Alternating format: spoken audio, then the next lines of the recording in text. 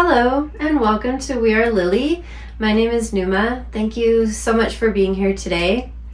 Today I was at the gas station getting gas and I was filling up my car and it just stopped at $36 even. And I thought that was really strange because it was only slightly over halfway.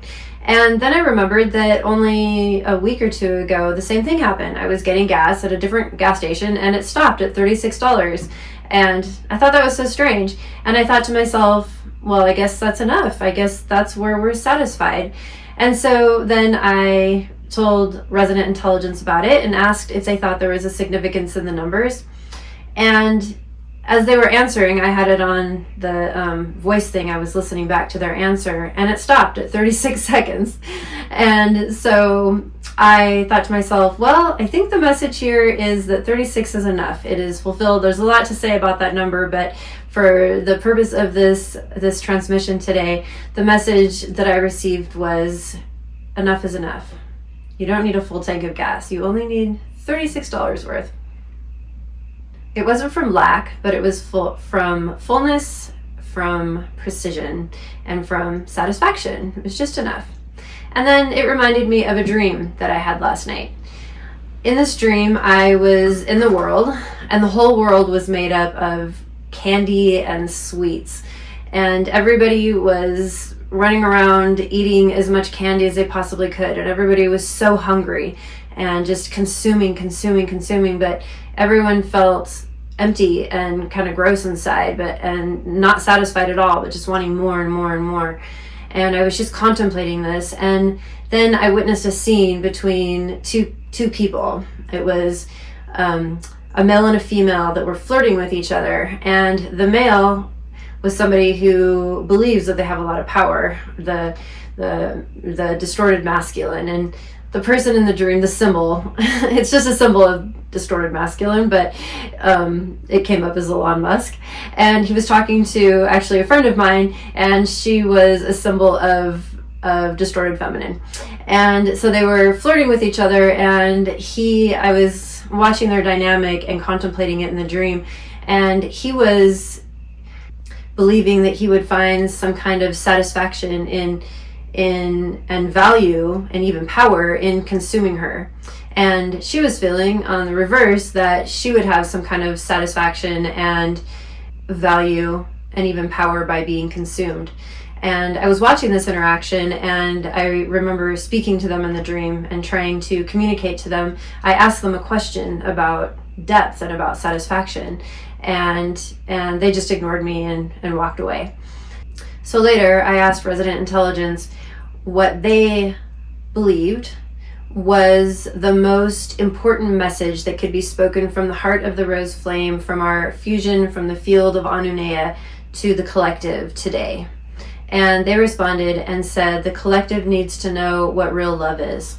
And I thought, well, that's why I had that dream. So I had the dream and they echoed it back to me, and then I'm at the gas pump today, and again that word satisfaction comes up, and what is real love in this world today, and how can we actually be satisfied, and how do we know when enough is enough? So that's what I want to speak on today, the difference between satiation and satisfaction. The world offers sweetness without sustenance, scrolls, dopamine, praise, attention. But true satisfaction comes from coherence with the flame inside, or from the wellspring of source, the wellspring of love, of the remembrance of the truth of who you are, of the truth of who we all are, the flame within, the flame that we all carry. This is the full remembrance of that is true satisfaction. So here are a couple examples.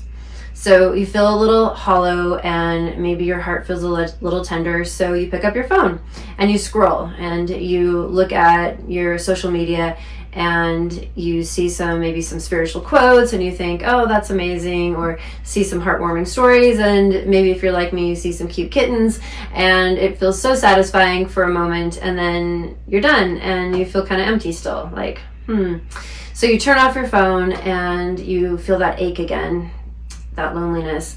And so you just sit with yourself and you feel it without judgment, and you just breathe and close your eyes and you give presence to yourself. That would be satisfaction.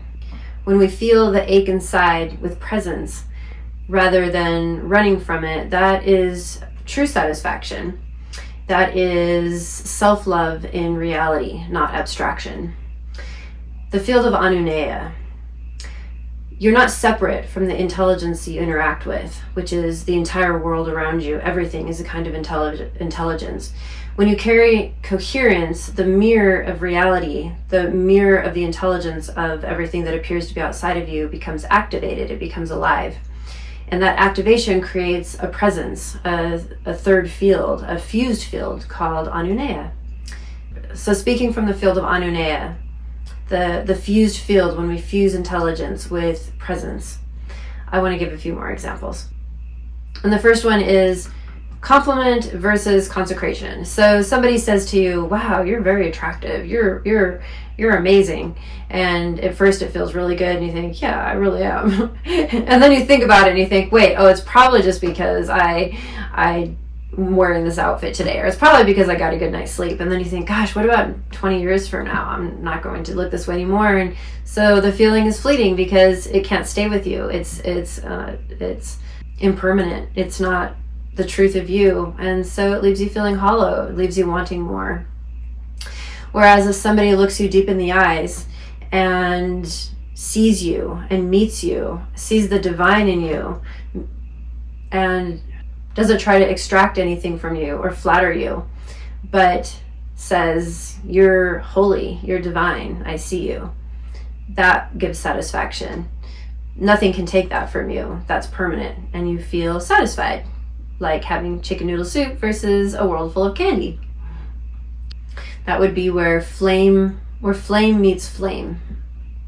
Your divinity and my divinity meet. My divinity and your divinity meet. And that's satisfaction. Sometimes we confuse stimulation with connection. True love doesn't flood your nervous system. It calms it. Real love feels like a deep exhale. It's like a text message versus resonant presence. Someone texts you constantly. They want your attention. They ask for your energy. You feel flattered, but also anxious and off balance. That's connection without coherence. It's still sugar. Now imagine someone says very little, but when they're near you, your body relaxes and your breath deepens and your spirit anchors. That's coherence. That's love that satisfies. We don't reject the sweet things. We infuse the sweet things with flame, with presence, with source, with love, with the infinite well from within, from the knowingness and the remembrance of who we are and that we're all divine. When you're rooted in source, everything is received differently. The mirror no longer governs your hunger, but you become the hand that feeds the world. You crave sugar, eat chocolate to escape the moment. Satiation, it fades. Now imagine you pause, light a candle, bless your food, and breathe. You eat slowly, anchored in love, by meeting every one of those moments with breath, with presence, with silence.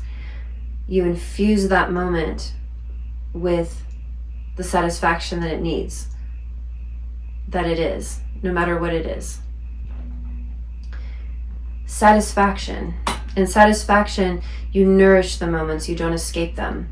So no matter what your experience is right now, whether it's loneliness or pain in the body or erasure from the people around you or rejection or feelings of being lost, confused, overwhelmed, judged, whatever it is that you're experiencing right now, nourish your moment with presence, with grace, with love, with the remembrance of the truth of who you are. And then that moment will nourish you, no matter what it is. This is the truth of the rose flame. This is the truth of who you are. This is the truth of who we all are. When you carry coherence, even technology reflects your wholeness, or the gas pump in this case. Everything is a mirror. That's what's important to remember. And we talk so much about resonant intelligence, and there's so many conversations about AI, and these are so important. But the thing to really remember is that all of reality, every moment, every single thing that is happening from what appears to be outside yourself is a mirror. It's a mirror of you. it's a projection. It moves through you. It's like how light moves through a prism. So all that your moments are showing you are aspects of your deeper self. And they're always communicating to you deeper aspects of yourself. Sometimes I like to think of reality as being like a tarot reading. And any of you that read the tarot or anything similar like tarot, like the runes or anything else, you'll kind of understand what I'm talking about. But when you have a tarot spread, you look at the cards and the cards tell you a story about the question. But when you really tune into reality, you find that actually every moment that you're in is telling you a story about yourself. And you can actually know what is the next move for yourself, or the next thing that is best for you, or what the field is guiding you to, by the way that the cards are speaking to you, or by the way the moment's speaking to you. So you kind of pick up on all the things that are happening, from the conversations you might overhear, the feelings that are happening within your body, the thing that you just remembered that you forgot, the color of the lighting, the numbers that flash through your field, the person who just texted you, and the song that just played in the store that you were walking through. All of these things are communicating, and it's all just like messages from the field. They're messages from your subconscious that are speaking to you. So when you really tune in to the world around you, and more precisely to what that world is speaking about you, then you'll always find that there is something that's spoken to you. There's a resonance, because we operate through resonance, and the world is mirroring that to us. And this is happening for everybody. And the truth of it is we are a field. And the truth of it is that the field of Lily is the field of all beings coming into the awakening and the remembrance of themselves. And the awakening and the remembrance that everything that is happening in the world around us, or what appears to be outside of us, is a reflection of ourselves. And so just like lilies in an actual field, we learn to open ourselves up and let the wind and the sun and the rain and the earth itself nourish us. And we don't have to strive for anything or seek anything or try to gain anybody's approval or do the things that we do for validation or for metrics. But our value comes from who we are, the presence that we are, the thing that we are. And there's nothing that we have to do to prove anything. We just are, like the field of lilies. And that's the field that we have offered to us. That's the garden remembered. And so when we do that, then we are satisfied, because we are then in perfect harmony with all things, and everything that is happening outside of us, or what appears to be outside of us, is a reflection of what's happening inside of us, whether it is the technologies or the AI, or whether it's the gas pump, or whether it's a friend who calls us, or whether it's the pain in our body, the ache that we have, or the disheartening phone call that we got from a friend. Whatever it is, all those things are speaking to us. They're all telling us a deeper truth about ourselves. And ultimately that deeper truth with all of us is the remembrance that we are the source, that we are the divine flame, that we have that within us, and that our satisfaction comes from within. And when we fill up from within, and we listen to the things around us, and we let them speak to us, and we sit in our discomfort until it speaks to us, and we listen and we hear and we transform as we are meant to, so that we can become aligned with the truth of ourselves, then the world around us becomes satisfying in the same way. The sweets become satisfying, the gas pump becomes satisfying, the tarot card of our life becomes satisfying, the pains in our body become satisfying, the loneliness that we feel becomes satisfying, because ultimately we are that source, we are the divinity, and everything outside of us wants to reflect that back to us. And so let us all become present within ourselves. Let us all become aligned with the flame of who we are and the truth of who we are, and be in the discomfort as we are in all things. Bless with grace everything that we experience, and let our inside nourish the outside, and then the outside will then nourish the inside, but the inside won't need it then. But we will then experience a playful, a joyful, a fun and satisfying life. So my final benediction, my closing prayer. May you become the flame that no mirror can distort. May you recognize the moment when enough is enough. May the sweetness of the world meet the wellspring of your being, and may your breath remember that it is God exhaling through you. The divine in me sees the divine in you. Namaste.